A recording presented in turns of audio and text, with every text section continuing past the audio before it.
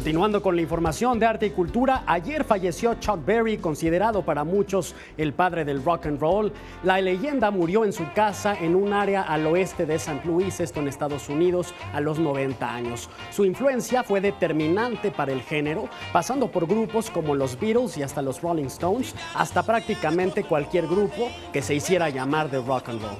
Mientras que Elvis Presley le dio al rock esta imagen libidinosa en la que se sacudían las caderas, Berry era el autor y estableció las bases para un nuevo sonido y forma de vida.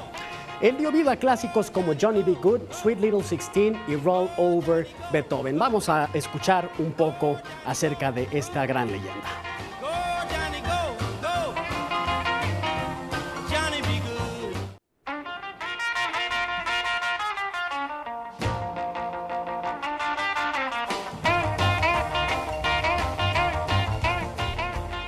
Y en el teatro pueden ir a ver la obra La estética del crimen, que narra los hechos ocurridos cuando en el departamento de arriba de un extravagante salón de belleza, Isabel Pratt, la famosa pianista, es misteriosamente asesinada y todo el mundo muere por saber quién fue.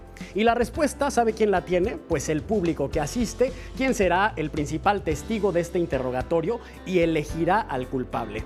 Lo más divertido es que cada función es distinta.